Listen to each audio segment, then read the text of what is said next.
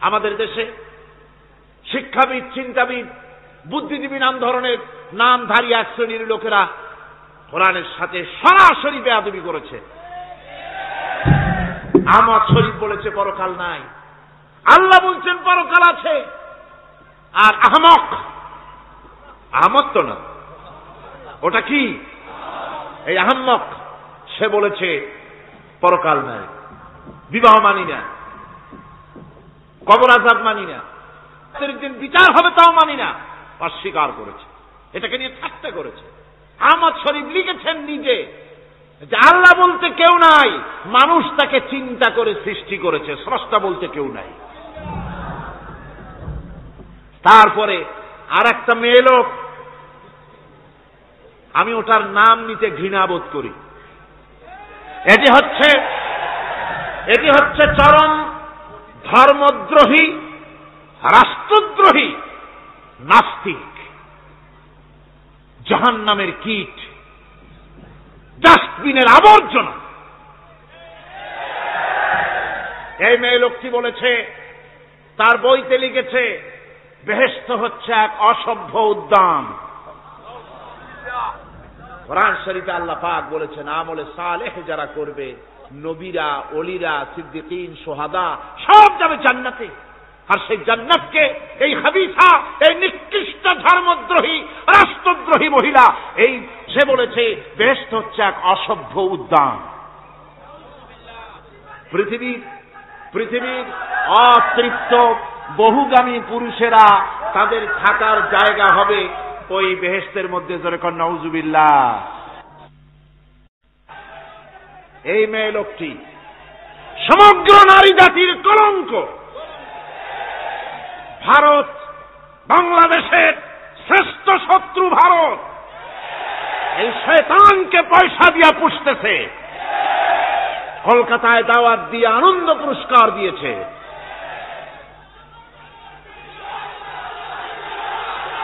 সে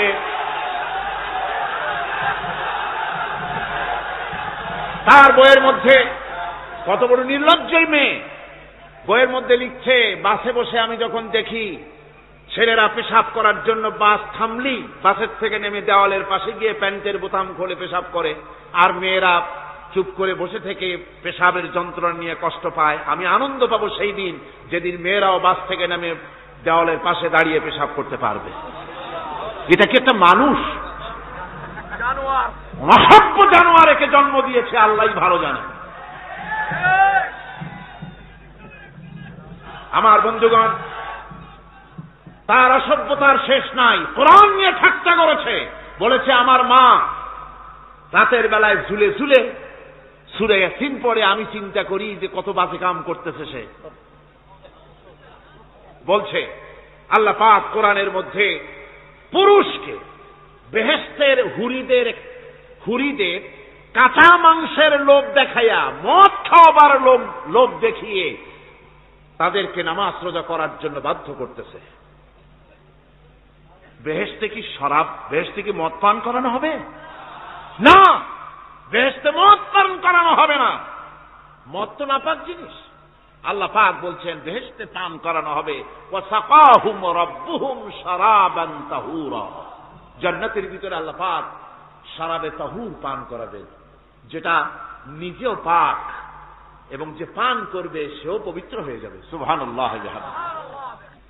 সুতরাং এই কোরআন নিয়ে ঠাট্টা বিদ্রুপ যারা করেছে, কিয়ামতের দিন আল্লাহর দরবারে তাদেরকে উঠতে হবে, আজ হোক কাল হোক। আমি জানি না বাংলাদেশ সরকার ভারতের ভয়ের চোটে এই মেয়ে লোককে পুলিশ প্রহারা দিয়া পুষতেছে নাকি আমার বুঝে আসে না। বাংলাদেশ সরকারের পররাষ্ট্র মন্ত্রণালয় রীতিমতো আসামির কাঠগড়ায় দাঁড়িয়ে বিবৃতি দিয়েছেন এবং তাকে পুলিশ প্রহরার ভিতরে রেখেছে। বাংলাদেশের দণ্ডবিধি অনুযায়ী ওর তো ফাঁসি হয়ে যাওয়া উচিত।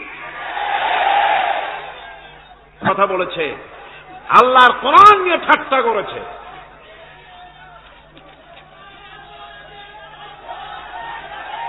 আমার বন্ধুগণ, কিয়ামতের দিন কিয়ামতের দিন যখন এরা উপস্থিত হবে আল্লাহর দরবারে, আল্লাহ রাব্বুল আলামিন কোরআনের সাথে যারা ঠাট্টা করেছে, বিদ্রূপ করেছে, কোরআনের আইনকে নিয়ে যারা ঠাট্টা বিদ্রূপ মজাক উড়াইছে, কিয়ামতের দিন তাদেরকে বলা হবে ওয়াকিলাল ইয়াউমা নানসাকুম কামা নাসিতুম লিকা ইয়াউমিকুম হাযা। কিয়ামতের দিন আল্লাহ রাব্বুল আলামিন কোরআনের ঠাট্টাকারী, কোরআনের বিদ্রূপকারী, কোরআনের আইনের অমান্যকারীদেরকে বলবেন আমি আজকে তোমাদের ভুলে গেলাম, যেমন করে তোমরা এই দিনে আমার সঙ্গে সাক্ষাৎকারের কথা ভুলে গিয়েছিলে। তোমরা যেমন আমার আজকের এই কিয়ামতের দিনের কথা যারা ভুলে গিয়েছিলে, আজকে আমিও তোমাদেরকে ভুলে গেলাম। এরপরে কি হবে? ওয়ামাওয়াকুমুন নার ওয়া মা লাকুম মিন নাসিরিন। আল্লাহ পাক বলেন এরপরে এদের জায়গা হবে জাহান্নাম, আর এদের সাহায্যকারীও কেউ থাকবে না, জাহান্নামে চিরকাল থাকতে হবে। এটা এই জন্য যে তারা আল্লাহর কোরআনের সঙ্গে ঠাট্টা করেছে, বিদ্রূপ করেছে, কোরআনের আইন মানে নাই, কোরআনের আইনকে অমান্য করে চলেছে। এই জন্য কিয়ামতের দিন আল্লাহ রাব্বুল আলামিন তাদেরকে শাস্তি প্রদান করবেন।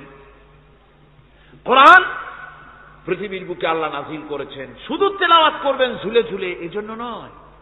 কি জন্য নাজিল হলো? এবার উদ্দেশ্য শুনো। আল্লাহ পাক বলেন আর রহমান আল্লামাল কুরআন। আল্লাহ রাব্বুল আলামিন তিনি হলেন এমন দয়াবান, এমন রহমান, যিনি কোরআন শিখালেন। কি কারণে শিখালেন? কোরআন নাজিলের উদ্দেশ্য কি? আল্লাহ পাক বলেন ইন্না আনজালনা ইলাইকাল কিতাবা বিল হাক্কি লিতাহকুমা বাইনান নাসি বিমা আরাকাল্লাহ। আল্লাহ পাক বলেন এই কিতাব আমি আপনার প্রতি অবতীর্ণ করেছি এই জন্যে যাতে করে আপনি আল্লাহর প্রদর্শিত এই বিধান অনুযায়ী মানুষের উপরে বিচার ফয়সালা করতে পারেন। মানুষের উপরে আইন চলবে আল্লাহ। কার আইন? জোরে বলেন কার আইন? আলা লাহুল খালক ওয়াল আমর। সৃষ্টিজাত আইন চলবে কার? আল্লাহ পাক বলেন এই জন্য নাজিল করলাম, কোরআন নাজিল করেছি যাতে করে কোরআনের আইন দিয়ে বিচার ফয়সালা করতে পারেন, সেই জন্যই কোরআন নাজিল করলাম। আসলে আল্লাহর নবীর এই পৃথিবীতে আগমনের উদ্দেশ্য ওটাই ছিল। হুয়াল্লাযী আরসালা রাসূলাহু বিল হুদা ওয়া দীনিল হক লিইয়ুযহিরাহু আলাদ দীনি কুল্লিহি ওয়া কাফা বিল্লাহি শাহীদা। আল্লাহ রাব্বুল আলামিন বলেন আমি আমার রাসূলকে দ্বীনে হক, সত্যের বিধান সহকারে দুনিয়ায় প্রেরণ করেছি। লিইয়ুযহিরাহু আলাদ দীনি কুল্লিহি আয় লিইয়ুগলিবাহু আলা সাইরিল আদিয়ান। সমস্ত আদিয়ানে বাতিলের উপরে আমার দ্বীনকে বিজয়ী করে দেওয়ার জন্য আমি রাসূলের কাছে কিতাব সহকারে তাকে অবতীর্ণ করেছি।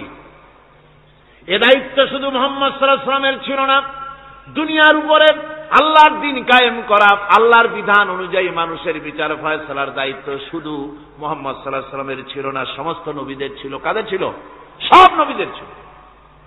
ফাবা'আসাল্লাহু আন-নাবিয়্যিনা মুবাশশিরিনা মুনযিরিন ওয়া আনজালা মা'আহুমুল কিতাবা বিল হাক্কি লিয়াহকুমা বাইনান নাস। আল্লাহ পাক বলেন সমস্ত নবীদের কাছে আমি কিতাব অবতীর্ণ করেছি এই জন্য যে তারা সহজ যারা চলতে চায় তাদেরকে তিনি সুসংবাদ দিবেন, আর বাঁকা পথে যারা চলবে তাদেরকে তিনি জাহান্নামের ভীতি প্রদর্শন করবেন। আর আমি তার উপরে যে কিতাব অবতীর্ণ করেছি এই কিতাব দিয়ে জনগণের উপরে বিচার ফয়সালা করবে, আইন চলবে আল্লাহর কিতাব দিয়ে। আইন চলবে কি দিয়ে? আল্লাহর কিতাব দিয়ে। আল্লাহর কিতাব অনুযায়ী জনগণকে পরিচালিত করবেন। এই জন্য আমি এই কোরআনকে নাজিল করেছি, অতীতেও এই কিতাবগুলি নাজিল করেছি। কুল ইয়া আইয়ুহান নাসু ক্বাদ জাআকুমুল হাক্কু মির রাব্বিকুম। আল্লাহ পাক বলেন নবী আপনি বলে দেন, আপনি বলুন হে মানব সকল, আল্লাহর পক্ষ থেকে তোমাদের জন্য মহাসত্য এসেছে, এই মহাসত্য যদি অনুসরণ করো তোমাদের জন্য কল্যাণকর হবে। ওমান দাল্লা ফাইন্নামা ইয়াদুল্লু আলাইহা, আর যদি কোরআনকে অমান্য করো, আল্লাহর কিতাবকে অমান্য করো, তাহলে তোমাদের জন্য অকল্যাণ হবে। আজ আপনারা বলেন, আল্লাহর কিতাবের আইন কি আমাদের দেশে চলে? কোরআনের আইন কি চলে? চলে না। কোরআনের আইন চলে না। আমরা কি খুব শান্তিতে আছি? খুব আরামে আছি? শ্রমিকরা তাদের শ্রমের মূল্য পায়, কৃষক তার উৎপাদিত পণ্যের সঠিক দাম পায়, নারী তার সতীত্বের মর্যাদা পায়, জনগণ কি আরামে ঘুমাতে পারে? না, জনগণ রীতিমতো দুবেলা পেট পুরে সমস্ত জনগণ খেতে পারে। এর একমাত্র কারণ হচ্ছে কোরআনের আইনকে অমান্য করা হয়েছে। ভালো করে কান পেতে শুনুন, আল্লাহ রাব্বুল আলামিন কোরআনে কারীমের মধ্যে পরিষ্কার করে বলেছেন, ওয়ামান লাম ইয়াহকুম বিমা আনজালাল্লাহু ফাউলাইকা হুমুল কাফিরুন। যারা নাকি আমার দেওয়া বিধান অনুযায়ী, কোরআন অনুযায়ী যারা বিচার ফয়সালা করে না, ফাউলাইকা হুমুল কাফিরুন, ফাউলাইকা হুমুজ জালিমুন, ফাউলাইকা হুমুল ফাসিকুন।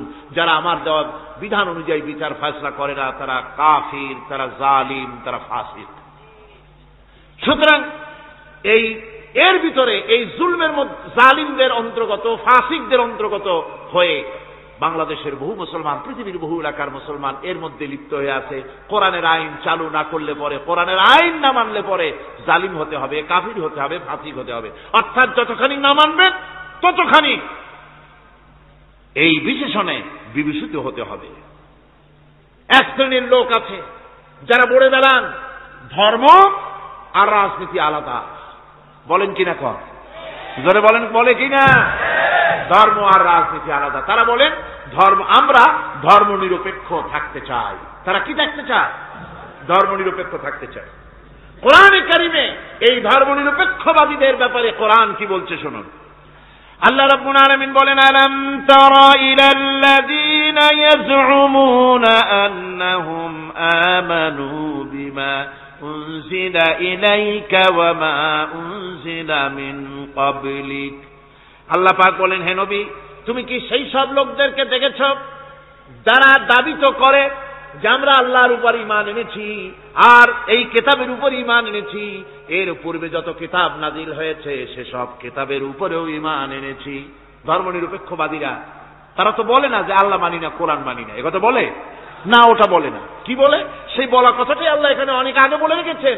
ওরা বলে যে আমরা অবশ্যই আল্লাহকে মানি, আল্লাহর কিতাব মানি, এর পূর্বে যত কিতাব নাজিল হয়েছে সেগুলোও মানি, তবে ইউরিদুনা আন ইয়াতাহাকামু ইলাত তাগুত, তারা চায় তাদের জীবনের সমস্ত সমাধান সমস্যার জন্য তাগুতের কাছে যেতে চায়।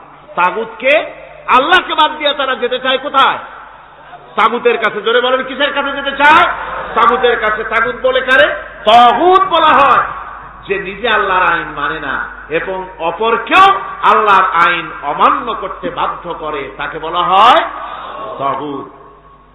ওরা বলে ধর্ম আর রাজনীতি আলাদা। কোরআন মানি কিন্তু কোরআনের আইন মানি না।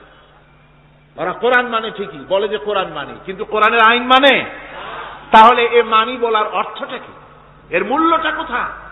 কোরআন যদি মানো তো কোরআন বলেছে সুদ খেও না, আমাদের দেশে সুদ চলছে না? কোরআন বলেছে বিবিকে পর্দায় রাখো, পর্দায় কি রাখা হচ্ছে? কোরআন বলেছে ওজনে কম দিও না, তা কি মানা হচ্ছে? কোরআন বলেছে আমার আইন দিয়ে দেশ শাসন করো, তা কি করা হচ্ছে?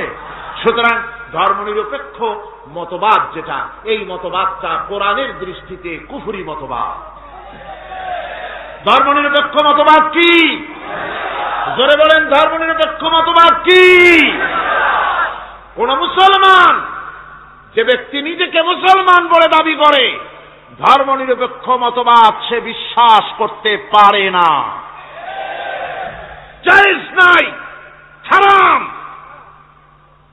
আফাতুমিনুনা বিবাদিল কিতাব ওয়া তাকফুরুনা বিবাদ। তোমরা কোরআনের কিছু অংশকে মেনে নিবে আর কিছু অংশকে করবে অস্বীকার। এটা যদি করো দুনিয়ার জীবনে পাবে জিল্লতি আসবে, লাঞ্ছনা আসবে, আর কিয়ামতে পাবে জাহান্নামের শাস্তি। সুতরাং ধর্মনিরপেক্ষ মতবাদের অর্থ তারা বলে যে ধর্মহীনতা নয়, আসলে কিন্তু ধর্মনিরপেক্ষ মতবাদের অর্থই হল ধর্মহীনতা। ঠিক কিনা কন? জোরে বলেন ঠিক কিনা? এই ধর্মনিরপেক্ষ মতবাদ আমাদের দেশের জন্ম হয় নাই, এর জন্ম হয়েছে ইউরোপ সভ্যতায়। প্রাচীন ইউরোপ সভ্যতায় এর জন্ম হয়েছিল, সেখান থেকে তার আন্ডা বাচ্চা ভারতে এসেছিল। ভারত থেকে এই আন্ডা বাচ্চার কিছু অংশ 1972 সালে তদানীন্তন সরকারের মাথার উপরে ভারত চাপিয়ে দিয়েছিল। সেই ধর্মনিরপেক্ষ মতবাদ 1972 সনের সংবিধানে লেখা হলো, কিন্তু 1982 সনে যখন সংবিধান আবার অ্যামেন্ডমেন্ট করা হলো, তখন ধর্মনিরপেক্ষতার কপালে ঝাঁটা মেরে বিদায় করা হয়েছে। বাংলাদেশে ধর্মনিরপেক্ষ মতবাদ চলতে পারে না। ধর্মনিরপেক্ষ মতবাদের কথা আমাদের দেশে তারাই বলে যারা 72 সনে ক্ষমতায় ছিলেন। তারা ধর্মের সাথে কি ব্যবহার করেছেন আমরা ভুলে যাই নাই, আপনারা ভুলে গেছেন। 1972 সনে দেশের সমস্ত বিশ্ববিদ্যালয়ের মনোগ্রাম থেকে ইকরা বিস্মি রাব্বিকাল্লাযী খালাক রাব্বি জিদনি ইলমা কোরআনে কারীমের এই আয়াতকে বিদায় করে দেওয়া হয়েছিল।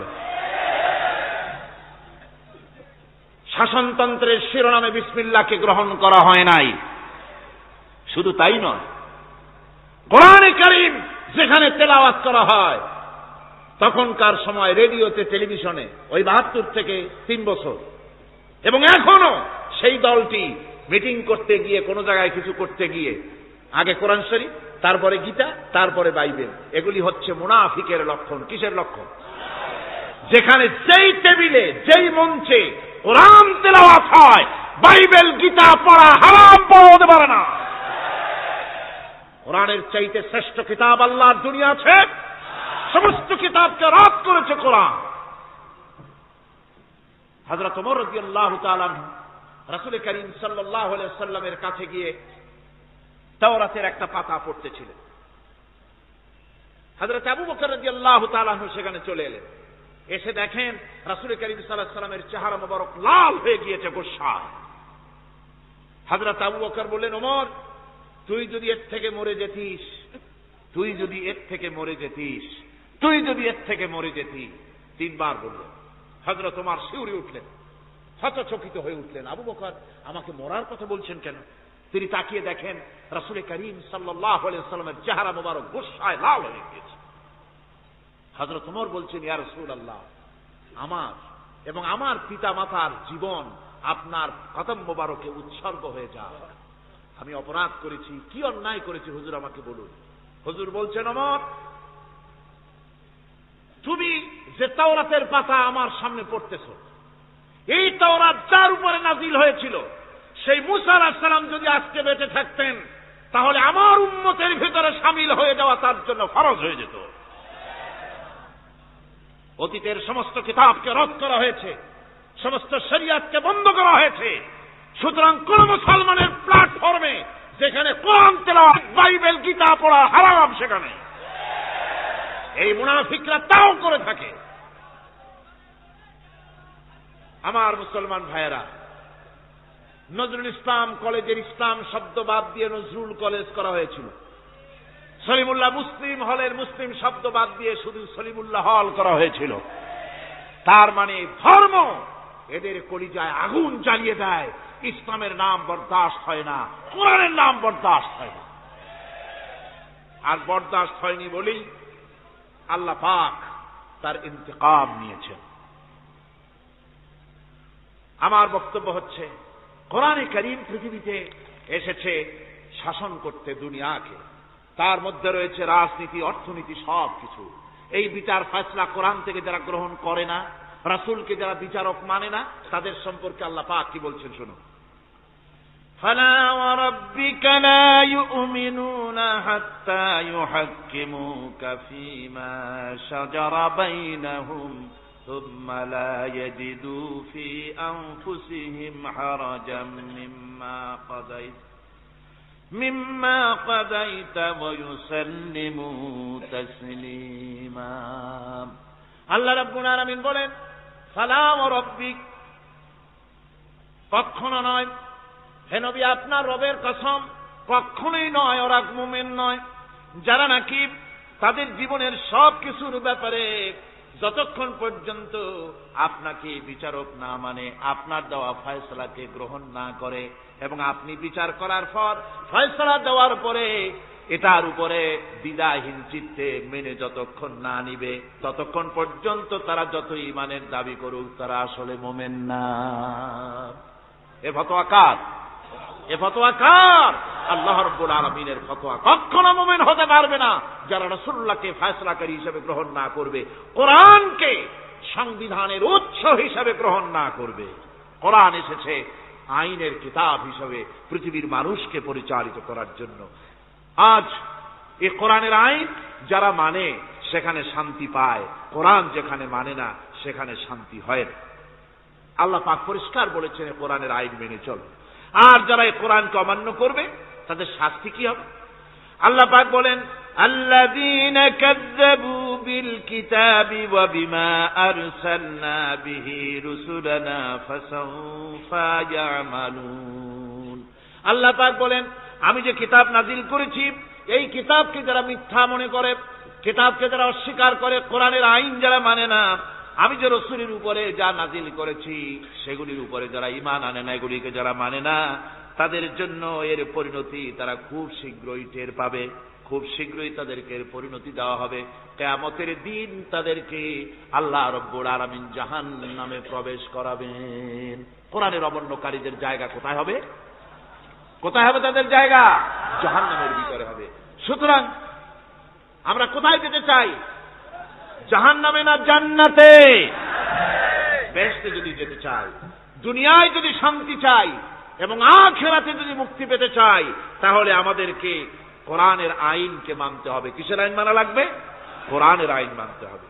কোরআনে কারীমের নাজিল হলো, আল্লাহ পাক যে কোরআন আমাদের শিখালেন, আর রহমান আল্লামাল কোরআন, যে কোরআন তিনি আমাদের শিখালেন।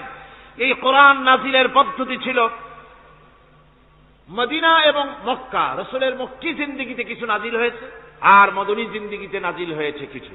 মক্কা শরীফে যেগুলি নাজিল হয়েছে সে সূরাগুলো ছিল তাওহীদ, রিসালাত এবং আখিরাতের উপরে নির্ভর করে।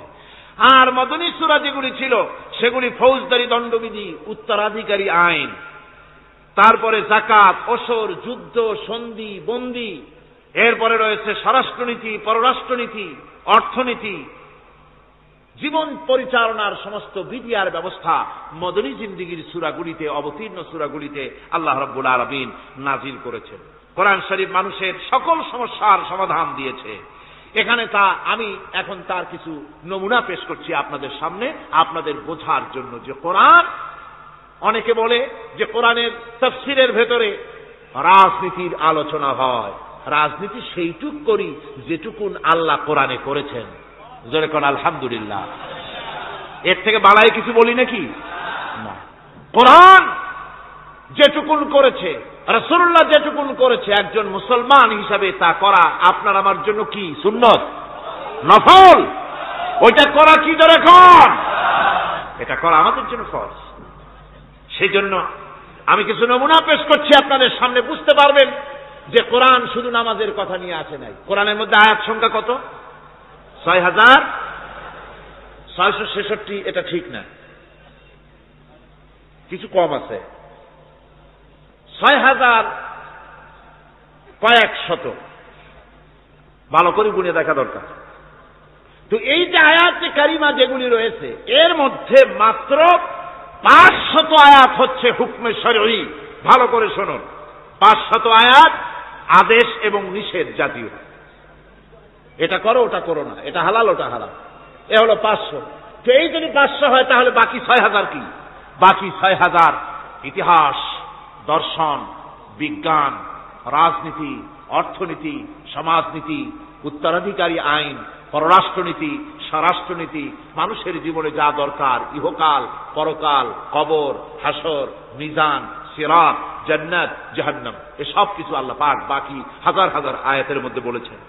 তো 500 আয়াতের পরিচিতি আমাদের জানা আছে, নামাজ, রোজা, হজ, যাকাত, হালাল, বৈধ, অবৈধ ইত্যাদি সম্পর্কে। কিন্তু বাকি আয়াতগুলিতে আমাদের জীবন পরিচালনার ব্যাপারে আল্লাহ পাকের কথা শুনুন, কিভাবে এ কথাগুলি আল্লাহ পাক আমাদের বলছেন।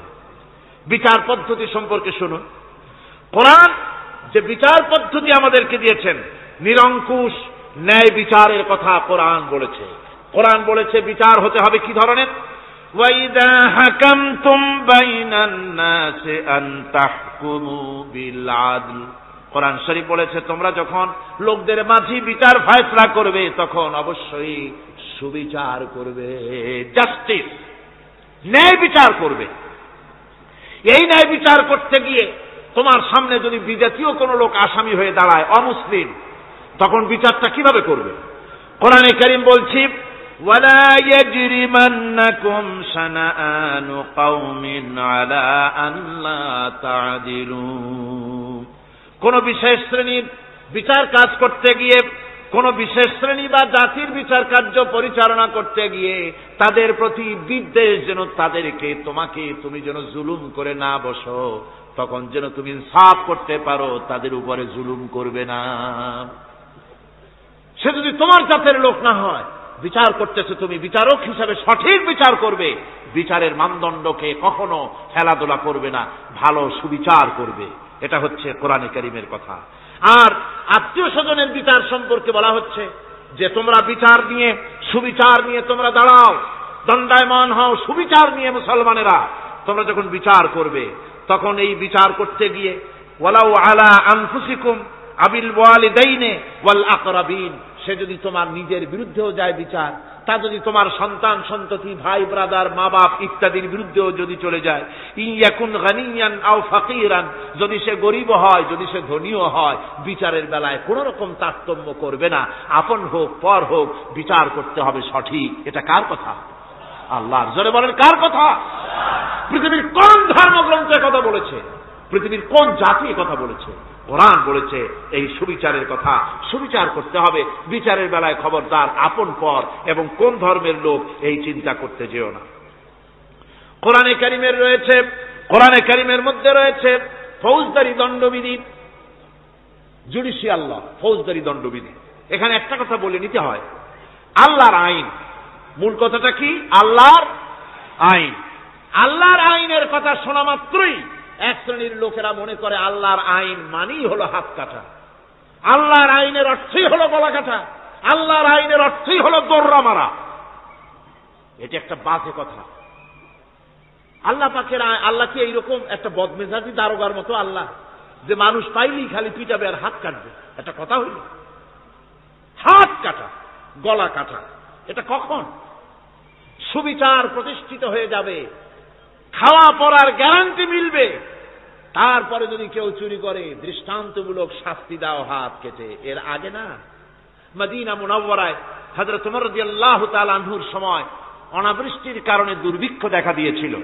তখন হযরত ওমর জাস্টিসদেরকে, ম্যাজিস্ট্রেটদেরকে ডেকে পরিষ্কারভাবে এলান করে দিয়েছিলেন, এখন যদি কোনো চোর ধরা পড়ে, এই দুর্ভিক্ষ চলাকালীন কোন চোর যদি ধরা পড়ে আর প্রমাণিত হয় পেটের জ্বালায় চুরি করেছে, খবরদার তার হাতকে তোমরা কাটবে না, খবরদার হাত কাটবে না। ইসলাম তো আগে পেটে দেয়। আগে কোথায় দেয়? পেটে, তারপরে দেয় পিঠে, আগে দেয় না। মানুষের খাওয়া পড়া, শিক্ষা, চিকিৎসা, বাসস্থান সবটার গ্যারান্টি দেওয়া হয়। মদিনায় যখন এই গ্যারান্টি এসে গেল, চোরের হাত কাটা আইন মক্কায় নাজিল হয় নাই, নাজিল হয়েছে মদিনা মুনাওয়ারায়, রাসূলের মদনী জিন্দেগিতে। কোন সময়? যখন রাসূলুল্লাহ প্রেসিডেন্ট। রাসূলুল্লাহ কি? জোরে কোন? রাসূলুল্লাহ কি? রাষ্ট্রপতি। সেই সময় মানুষ দরজা খুলে ঘুমাবার সুযোগ পেল, খাওয়া পড়া, শিক্ষা, চিকিৎসা, বাসস্থানের গ্যারান্টি পেল। এই সময় আল্লাহ রাব্বুল আলামিন তিনি যখন দেখলেন ইসলামী সমাজ ব্যবস্থা কোরআনের আইনের মাধ্যমে মানুষ সব রকমের নিরাপত্তা লাভ করেছে, পেটের সমস্যার সমাধান হয়ে গেছে, তখন আল্লাহ আইন জারি করলেন, আস-সারিকু والسارقة فاقطعوا أيديهما চোর পুরুষ হোক আর নারী হোক উভয়ের হাত কেটে দাও। পুরুষ হোক আর নারী হোক এখন উভয়ের হাত কেটে দাও। দৃষ্টান্তমূলক শাস্তি হোক, যাতে করে এই চুরি আর না কেউ না করে। পেটে খাবার আছে, চাকরি আছে, ওষুধ আছে, শিক্ষা আছে, থাকার মতো জায়গা আছে, এখন চুরি করো কেন? তাহলে বোঝা যাবে এটা নেশায় পরিণত হয়েছে। কি হয়েছে? নেশা। তখন তো আর চোরকে বসায় সেলুট মারা আর যাবে না, এখন হাতটা কাটিয়া একটা শাস্তি দিয়ে দাও। আমাদের দেশে কিন্তু চোরের হাত কাটা আইনের ব্যাপারে কোন চোরেরা আজ পর্যন্ত মিছিল করে না। বাংলাদেশের কোন ছোট ছোট চোর, যেমন তাল চোর, বেল চোর, কচু চোর, ছাতি চোর, জুতা চোর, আরো যত ছোট ছোট চোর, এই সব চোরেরা কি কোনোদিন মিছিল করেছে যে চোরের হাত কাটা আইন মানি না, মানবো না? বলেছে কেউ? বলে। কিন্তু এই আইনের বিরুদ্ধে সোচ্চার কারা? কোন চোরেরা? নিশ্চয়ই ছোট চোরেরা না, বড় চোরেরা। যারা তাল বেল চুরি করে না, বরং কলমের খোঁচা দিয়া সরকারের, জনগণের লক্ষ কোটি কোটি টাকা পকেটস্থ করেন মেহেরবানি করে, ওই সব। তারা মনে করেন যদি এই আইন চালু হয়ে যায় তাহলে তালচোর বেলচোরের তো কোনো ক্ষতি নাই, ইসলামী রাষ্ট্র চালু হলে পরে তো সকলের পেটে ভাত আসবে, ওই তাল বেল আর চুরি করা লাগবে না, তাদের তো সুবিধা। কিন্তু মুসিবতটা তো আমাদের হবে। বেশি খাইয়া খাইয়া জিব্বা পুরু হয়ে গেছে, এখন ওই বেশি খাইতে না পারলে বদভ্যাস চালু হয়ে যাবে। চুরি করতে যখন যাইবে তখন এই আইন তো বিসমিল্লাহ হবে আমাদের দিয়া। এই জন্য ওনারাই বিরোধিতা করেন চরমভাবে। আর ইসলামের সব আইনের সাথে বিরোধিতা করার জন্য বাংলাদেশে যতগুলি পত্রিকা বেরিয়েছে তার মধ্যে শীর্ষস্থানে রয়েছে ভারতের রায়ের টাকায় পরিচালিত নিকৃষ্ট আবর্জনা পত্রিকা আজকের কাগজ।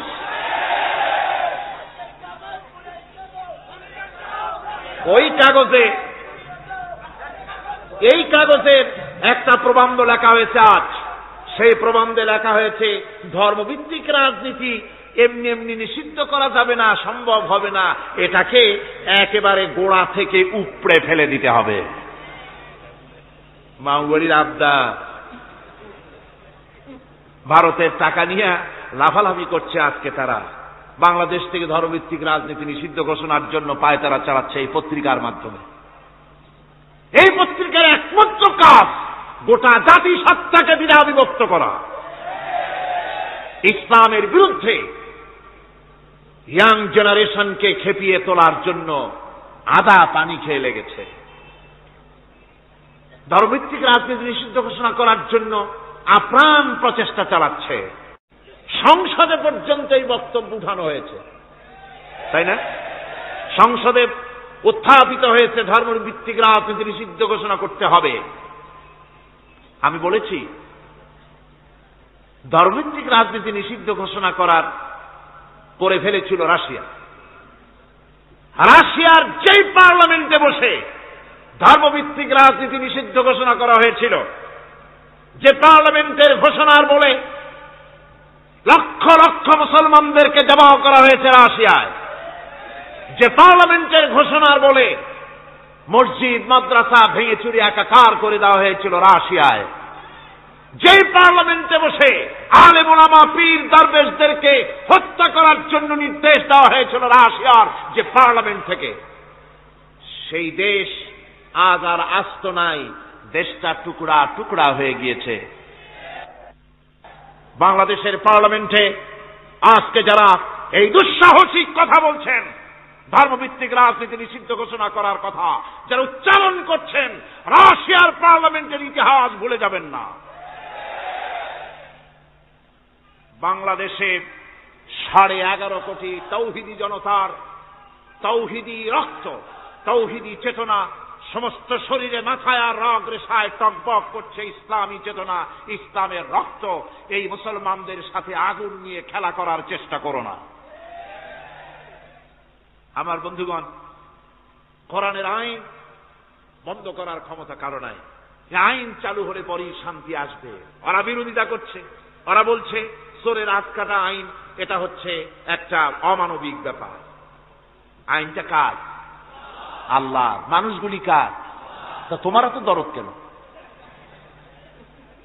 মায়ের চাইতে মাসির দরদ বেশি, এটা কি খুব সুলক্ষণ?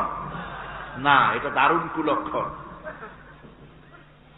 সুতরাং আল্লাহ রাব্বুল আলামিন তার আইন হচ্ছে শাশ্বত আইন। চোরের হাত কাটা আইন অর্থ এ নয় যে বাংলাদেশ ইসলামী দল যদি ক্ষমতায় আসে পাইকারি দরে চোরের হাত কাটা আরম্ভ করবে, না।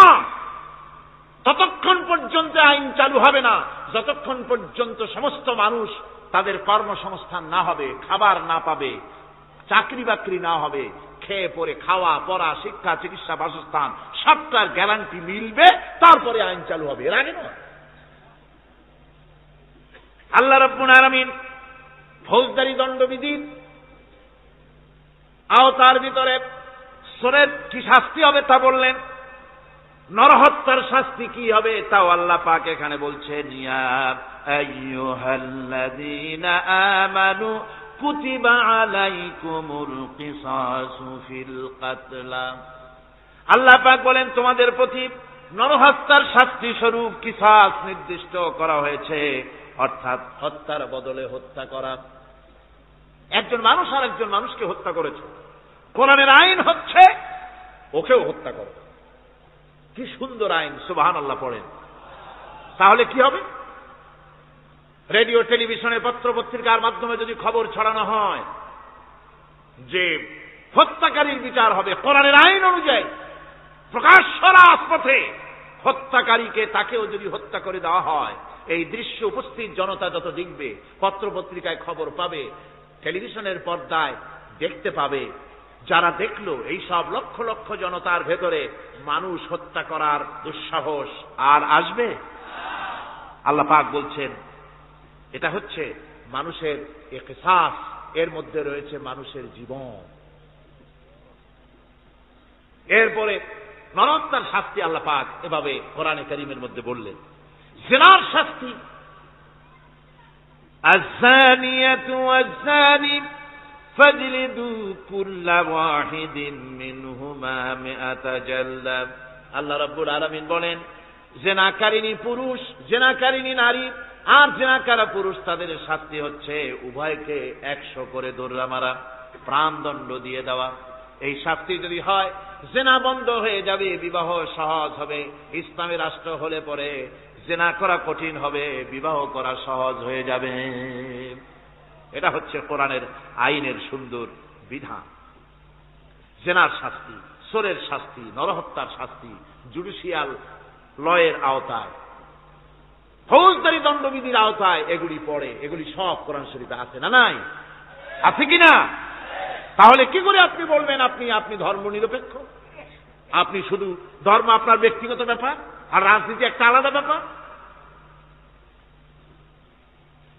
এবারে আল্লাহ রাব্বুল আলামিন মদ পান সম্পর্কে, যারা মদ পান করবে, জুয়া খেলবে যারা, তাদের সম্পর্কে মদ্যপায়ীদের ব্যাপারে আল্লাহ পাক বলছেন, ইন্নামাল খামরু ওয়াল মাইসিরু ওয়াল আনসাবু ওয়াল আজলামু রিজসুম মিন আমালিশ শাইতানি ফাজতানিবুহু।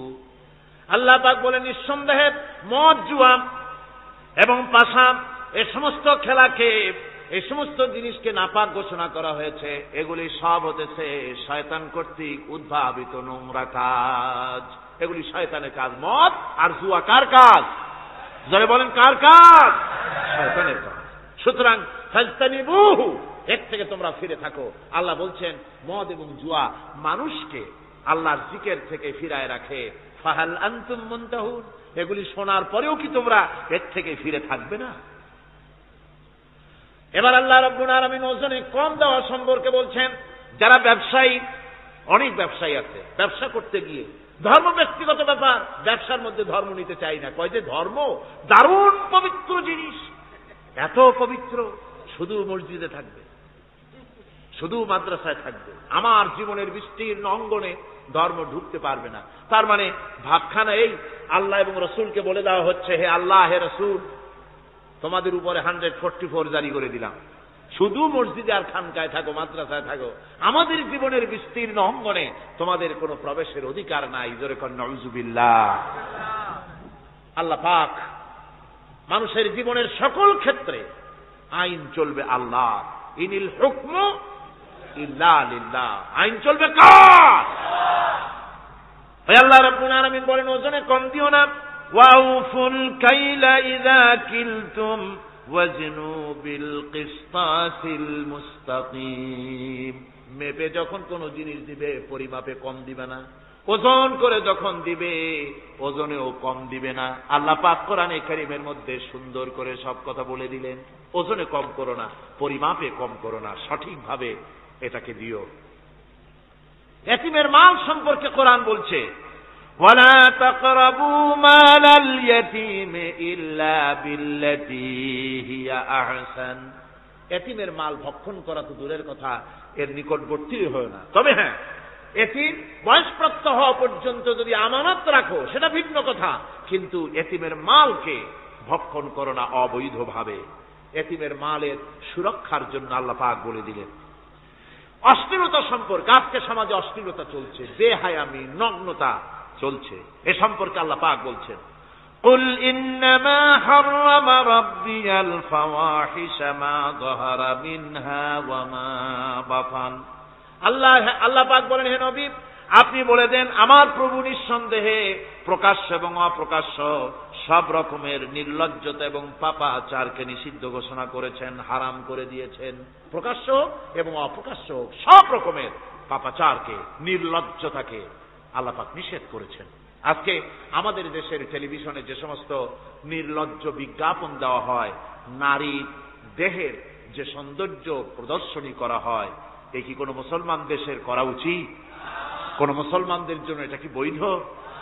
আজ নির্লজ্জতা, বেহায়ামি ছড়িয়ে পড়ছে চতুর্দিকে। আল্লাহ পাক নিষেধ করছেন, হারাম করে দিয়েছেন। প্রকাশ্য অপ্রকাশ্য সব রকমের নির্লজ্জতা আল্লাহ পাক হারাম করেছেন। সুদ সম্পর্কে আল্লাহ পাক বলছেন ওয়াহাল্লাল্লাহুল বাই'a ওয়া হাররামার রিবা। আল্লাহ পাক বলেন আমি সুদকে হারাম করেছি আর ব্যবসাকে করেছি হালাল। ব্যবসা করো, ব্যবসার মধ্যে বরকত আসবে। সুদ নিও না, সুদ দিও না। আজকে সুদের প্রচলন চলছে। আল্লাহর আইন না থাকার কারণে এমন একটা জঘন্য ধরনের অপরাধ আমার জাতি করছে, সুদের মতো নিকৃষ্ট পাপের সাথে গোটা জাতি জড়ায় গেছে। ঠিক কিনা কর? সুদ খাওয়া এবং দেওয়া কি? জোরে বলেন কি? এই সুদের মধ্যে রয়েছে 70টি গুনাহ। তার ছোট্ট গুনাহ হলো নিজের মাকে নেকাহ করা। জোরে কোন নাউযুবিল্লাহ। এই মারাত্মক গুনাহ গোটা জাতি জড়িয়ে আছে। এই জন্য আলহামদুলিল্লাহ, আল্লাহ শুকর আদায় করি যে এখন বাংলাদেশে ইসলামী ব্যাংক চালু হয়েছে, সুদমুক্ত ইসলামী ব্যাংকিং বাংলাদেশে চালু হয়েছে। কোন আলহামদুলিল্লাহ। এতদিন সুদী ব্যাংকে লেনদেন করেছেন, তার না হয় একটা জবাব দিতে পারবেন কিয়ামতের দিন যে আল্লাহ সুদমুক্ত ব্যাংক ছিল না, করবোটা কি? এই টাকা পয়সা নিয়ে বিপদে পড়ে গেছিলাম, চোরে নেবে, ডাকাতে নেবে, জীবন যাবে, তাই সুদী ব্যাংকে পয়সা রাখছিলাম। হয়তো একটা জবাব খোড়া অজুহাত খাড়া করতে হয়তো বা পারবেন।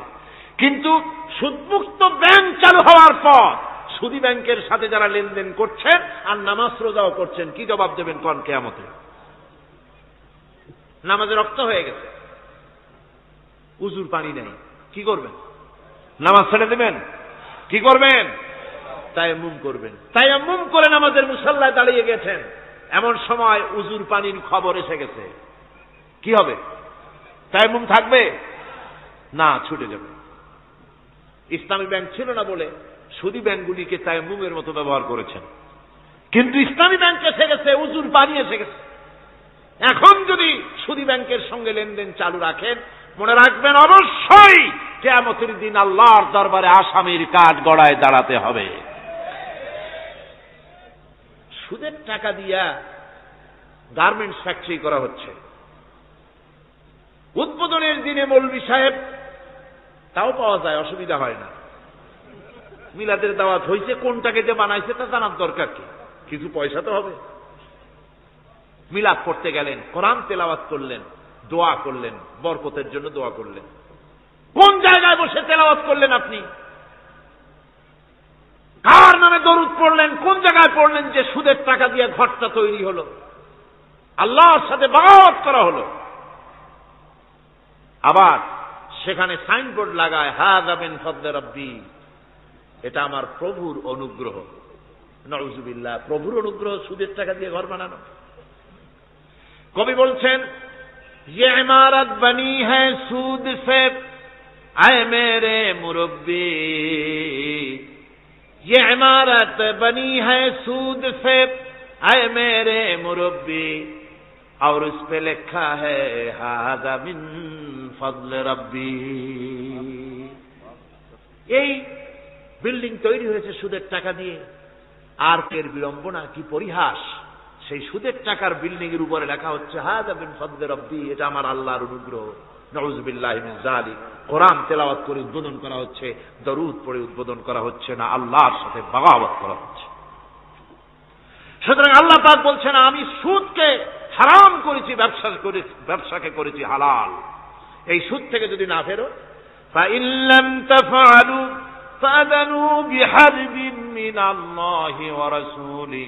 আল্লাহ রাব্বুল আলামিন বলেন, যদি এই সুদ থেকে না ফেরো, যদি এই সুদ থেকে বিরত না থাকো, তাহলে আমি আল্লাহ এমন আমার রাসূলের পক্ষ থেকে যুদ্ধের ঘোষণা রইল। পারবেন? আল্লাহ রাসূলের সাথে যুদ্ধ করতে পারবেন? নাউযুবিল্লাহি মিন যালিক। কি মানুষের পক্ষে সম্ভব?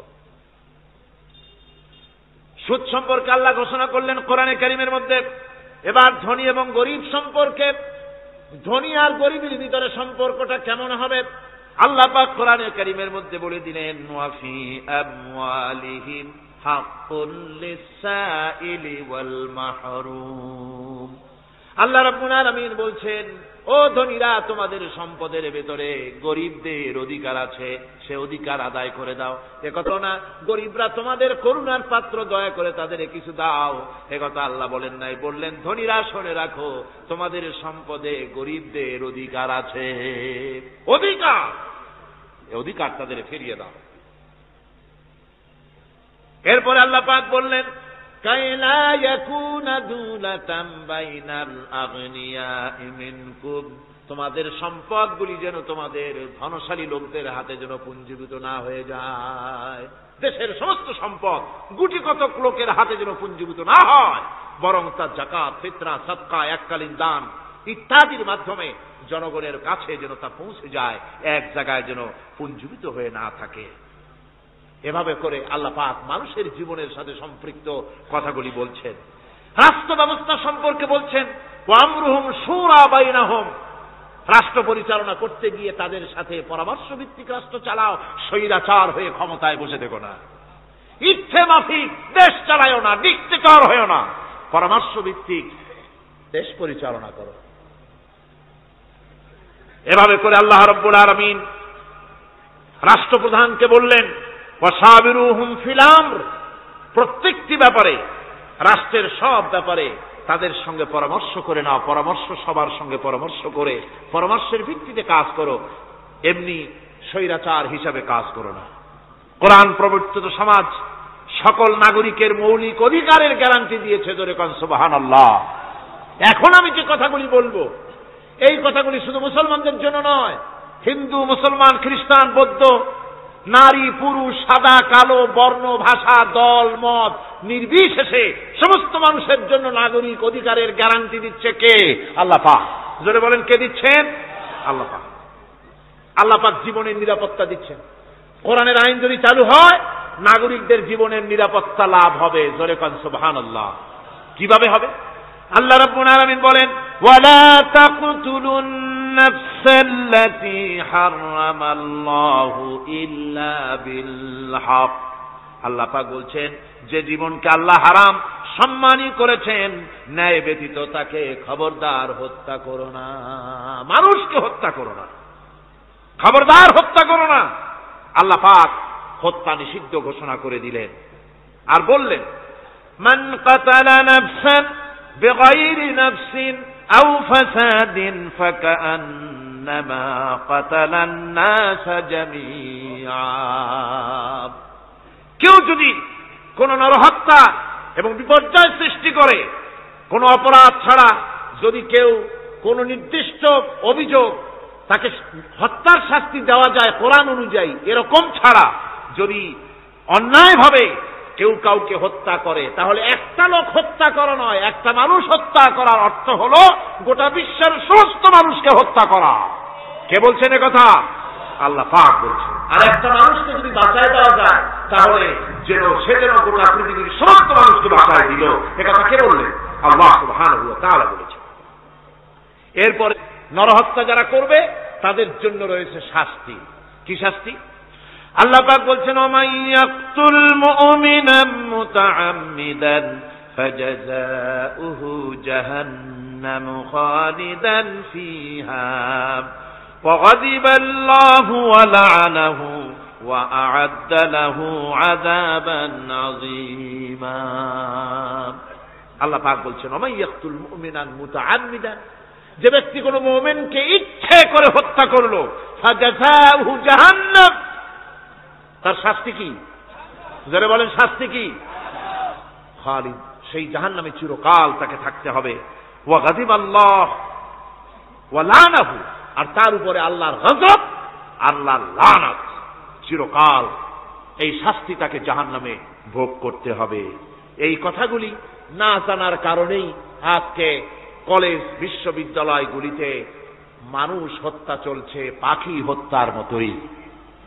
ঠিক কিনা কোন? বিশ্ববিদ্যালয়গুলিতে, কলেজগুলিতে মায়ের কোল খালি করা হচ্ছে, পিতাকে কাঁদানো হচ্ছে।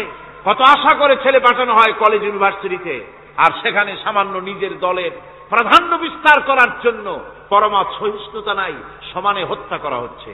এভাবে হত্যা করা হচ্ছে রাজশাহীতে, হত্যা করা হচ্ছে ঢাকায়, চট্টগ্রামে, খুলনায়। আপনারা অবাক হবেন, খুলনায় যেভাবে হত্যা করল একজন নেতৃস্থানীয় ব্যক্তি, যিনি খুলনায় গিয়ে বললেন, আমি লাশ চাই, লাশ চাই। তার উপস্থিতিতে ইসলামী ছাত্র শিবিরের দৌলতপুর বিএল কলেজের জিএস আব্দুল হালিম মুন্সি মসজিদে নামাজ পড়তে গিয়েছে, সেই অবস্থায় তাকে মসজিদের ভিতরে গুলিবিদ্ধ করেছে। জান বাঁচাবার জন্য এই ছেলে পার্শ্ববর্তী পুকুরের মধ্যে ঝাঁপায় পড়েছে, সেখান থেকে তাকে টেনে তুলে তাকে কোপানো হচ্ছে। সে প্রাণী প্রাণী বলে চিল্লাচ্ছে। এই অবস্থায় মসজিদের সিঁড়ির উপরে কাট করে তাকে জবাহ করা হয়েছে।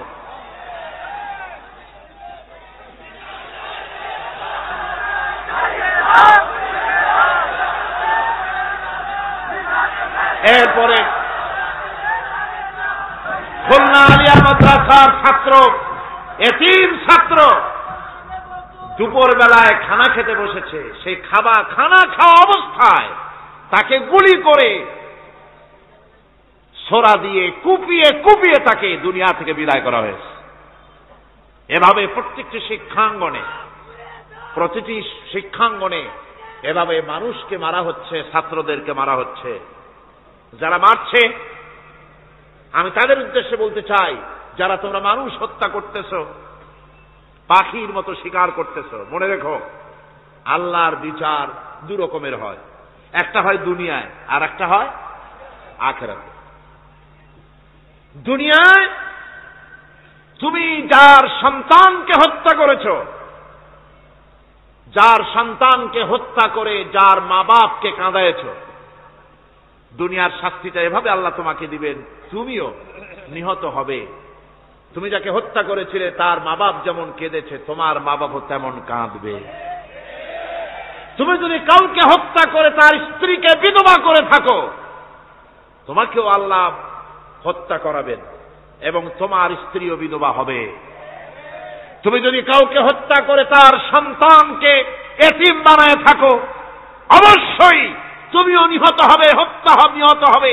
আর তোমার সন্তানেরা এতিম হয়ে কাঁদবে, ভিক্ষাও মিলবে না, আল্লাহ এমন করে ছাড়বে। অন্যদেরকে তুমি যদি একটা গুলি করে কারো বুককে ঝাঁঝরা করে থাকো, অসংখ্য গুলি তোমার বুকটাকে ঝাঁঝরা করবে। আল্লাহর কসম, যেভাবে মানুষ মেরেছ এইভাবে এর থেকে নৃশংসভাবে তুমিও মরবে, কোনো সন্দেহ না। আল্লাহর এই বিচার হবে। সুতরাং আল্লাহর এই বিচারের কথা কোরআন থেকে যারা জানে তারা সন্ত্রাস করে না। এই জন্য কলেজ বিশ্ববিদ্যালয় সমূহে সন্ত্রাস হয়, মাদ্রাসায় সন্ত্রাস হয় না বললেই চলে। কথা কি ঠিক বললাম না বাড়ায় বললাম? সন্ত্রাসের কারণে টাইটেল মাদ্রাসা বন্ধ হয়েছে কয়টা বাংলাদেশে? ফাজেল মাদ্রাসা কয়টা? দাখিল কয়টা? ইল্লা মাশাআল্লাহ দুই একটা হতে পারে কোথাও, কিন্তু তা হয় না। কারণ মাদ্রাসায় এই সব কথা পড়ানো হয় যা আমি বললাম। কোরআন থেকে যে কথাগুলি বললাম এগুলি কোথায় পড়ানো হয়? আজকে যদি কলেজ বিশ্ববিদ্যালয় সমূহে কোরআন পড়ানো হতো, তাফসীর পড়ানো হতো, তাহলে বিশ্ববিদ্যালয় থেকে রবীন্দ্রনাথ আর সূর্য সেনের পা চাটা উলামেরা বের হতো না, শহীদ তিতুমির বেরিয়ে আসতো, টিপু সুলতান বেরিয়ে আসতো, সালাউদ্দিন আইয়ুবী বেরিয়ে আসতো। দুর্ভাগ্যজনক আজ কলেজ বিশ্ববিদ্যালয়গুলিতে আল্লাহর কোরআন পড়ানো হয় না বলে আমাদের পাঠানো সোনার টুকরা ছেলেগুলি কয়লার টুকরা হয়ে ফিরে আসতেছে। বন্ধুগণ, জীবনের নিরাপত্তা দিচ্ছেন আল্লাহ পাক। কোরআনের আইন চালু হলে মানুষকে হত্যা করা হবে না, কেউ কাউকে মারতে পারবে না, মারলে তাকেও নিহত হত্যা করা অবশ্যই হবে। সম্পদের নিরাপত্তা দিচ্ছেন আল্লাহ, গ্যারান্টি। হিন্দু হোক মুসলমান হোক সকলের সম্পদের গ্যারান্টি মিলবে, কেউ কারো সম্পদকে হরণ করবে না, গসব করবে না। কোরআন বলছে ওয়ালা তাকুলু আমওয়ালাকুম বাইনাকুম বিল বাতিল, পরস্পরের সম্পদকে অবৈধভাবে ভক্ষণ করো না। সম্মানের নিরাপত্তা হচ্ছে ইসলামী সমাজ চালু হয়ে গেলে আল্লাহ রাব্বুল আলামিন সম্মানের নিরাপত্তা দিবেন প্রত্যেক নাগরিকের। আল্লাহ পাক বলছেন ইয়া আইয়ুহাল্লাযীনা আমানু লা ইয়াসখার কওমুম মিন কওমিন, হে বিশ্বাসীরা তোমরা এক গোত্র আর এক গোত্রকে ঠাট্টা করো না।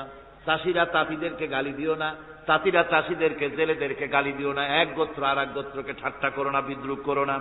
ওয়ালা তালমিজু আনফুসাকুম ওয়ালা তানাবাজু বিল আলকাব, একে অপরের দোষ গেয়ে বেরিও না, একে অপরকে খারাপ নামে ডেকো না, একে অপরের কুৎসা রটনা করো না। আল্লাহ নিষেধ করেছেন। ইসলামী সমাজ হলে পরে মানুষ সব দিক থেকেই নিরাপত্তা পাবে, গ্যারান্টি পাবে, ব্যক্তি স্বাতন্ত্র্যের প্রাইভেসির নিরাপত্তা পাবে। কারো ঘরের মধ্যে কেউ হঠাৎ করে ঢুকবে না, অর্ডার নিয়ে ঢুকতে হবে, পারমিশন নিয়ে ঢুকতে হবে। আল্লাহ পাক বলেছেন লা তাদখুলু বুয়ুতান গায়রা বুয়ুতিকুম হাত্তা তাস্তানিসু ওয়া তুসাল্লিমু আলা আহলিহা, অন্যের ঘরের মধ্যে পারমিশন ব্যতি রেখে প্রবেশ করো না। আগে সালাম দাও, পারমিশন নাও, তারপরে ঢোকো। যদি জবাব না আসে চলে যাও, বেরিয়ে যাও, এটা তোমার জন্য কল্যাণকর হবে। তারপরে ইচ্ছে মতো ধর্ম পালনের নিরাপত্তা পাওয়া যাবে ইসলামী সমাজে। কাউকে বাধ্য করা হবে না ইসলাম কবুল করার জন্য, বা অন্য ধর্ম কবুল করার জন্য কাউকে বাধ্য করা হবে না।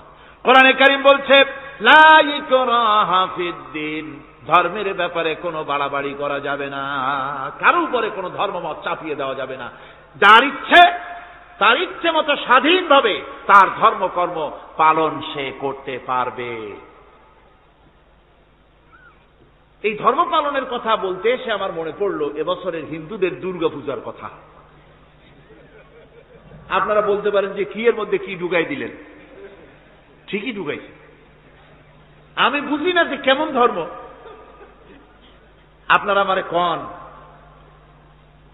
দেশের প্রধান বিরোধী দল তারা যদি বলে যে আমাদের এই দাবি যদি সরকার না মানে তাহলে 1 বছরের ভেতরে আমার দলে যত লোক আছো কেউ জুমার নামাজ পড়বা না, তাহলে তাদের দলের লোকেরা তা কি মানবে?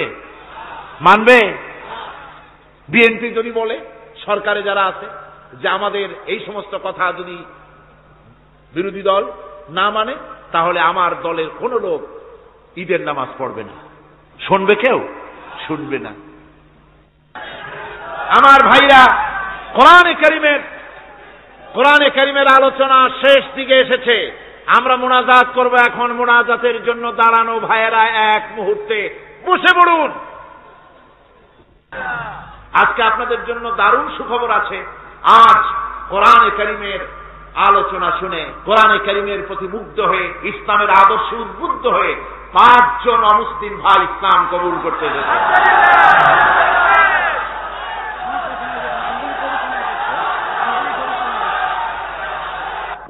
ভেতরে যারা ইসলাম কবুল করবেন তারা আমার সাথে পড়েন, আপনারাও পড়েন, সবাই পড়েন লা ইলাহা ইল্লাল্লাহু মুহাম্মাদুর রাসূলুল্লাহ। আল্লাহ ছাড়া কোন ইলাহ নাই, মাবুদ নাই, উপাস্য নাই।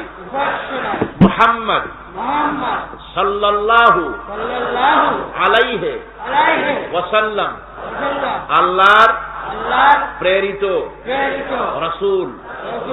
আশহাদু আন লা ইলাহা ইল্লাল্লাহু ওয়াহদাহু লা শারীকা লাহু ওয়া আশহাদু আন্না মুহাম্মাদান আবদুহু ওয়া রাসূলুহু। আমি সাক্ষ্য দিচ্ছি আল্লাহ ছাড়া কোন ইলাহ নাই, মাবুদ নাই, উপাস্য নাই। তিনি একক, নিরঙ্কুশ, তার কোন অংশীদার নাই। আমি আরো সাক্ষ্য দিচ্ছি মুহাম্মদ সাল্লাল্লাহু আলাইহি ওয়াসাল্লাম আল্লাহর প্রেরিত বান্দা এবং রাসূল। বাস, এবার বলেন আসসালামু আলাইকুম। সবাই জবাব দেন। ওয়ালাইকুম আসসালাম ওয়া রাহমাতুল্লাহ। বলতে চাই, আমি হিন্দুর ছেলে ছিলাম, ইসলাম ধর্ম গ্রহণ করছি। আমার মুসলমান ভাই সবার কাছে আমি দোয়া চাইতেছি, আমাকে দোয়া করতে। আলহামদুলিল্লাহ, আলহামদুলিল্লাহ। আমি এখন আমাকে দোয়া করবে, আপনারা আমি যেন বাকি জীবনটা কাটাই যেতে। আরে আল্লাহ দোয়া করেন একটু। আলহামদুলিল্লাহ, দোয়া হবে, দোয়া হবে। এই মুহূর্তে 6 মাস অপেক্ষা করছি আপনার জন্য। আরে বহুদিন আমার আশা ছিল, আজকে আশা পূরণ হয়েছে। আল্লাহ মঞ্জুর করুন, আল্লাহ মঞ্জুর করুন, আল্লাহ মঞ্জুর করুন।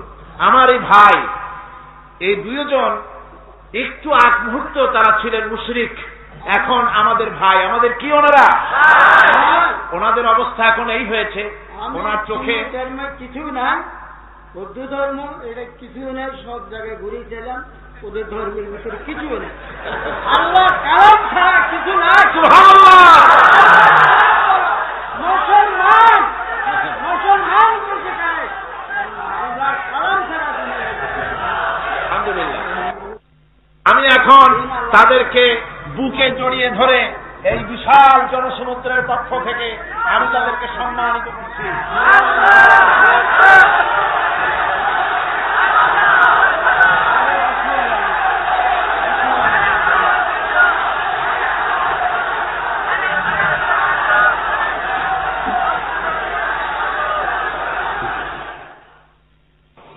আমরা মুনাজাত করব, আল্লাহর কাছে দোয়া করব। আল্লাহুম্মা আমিন। ربنا ظلمنا أنفسنا وإن لم تغفر لنا وترحمنا لنكونن من الخاسرين. آمين. ربنا لا تزغ قلوبنا بعد إذ هديتنا وهب لنا من لدنك رحمة إنك أنت الوهاب. رب العالمين দীর্ঘ রজনী পর্যন্ত তোমার বান্দারা লক্ষ লক্ষ মানুষ কোরআনে কারিমের কথা শুনেছে, তোমার হাবিবের কথা শুনেছে। আয় আল্লাহ তাআলা, তুমি দয়া করে মেহেরবানি করে তেলাওয়াত এবং দরুদ ও সালামের সওয়াব রাসূল করিম সাল্লাল্লাহু আলাইহি ওয়াসাল্লামের রূহ মুবারকে পৌঁছিয়ে দাও। ربنا تقبل منا إنك أنت السميع العليم وتب علينا إنك أنت التواب الرحيم. سبحان ربك رب العزة عما يصفون وسلام على المرسلين الحمد لله رب العالمين. واجعل آخر كلمة عند الموت لا إله إلا الله محمد رسول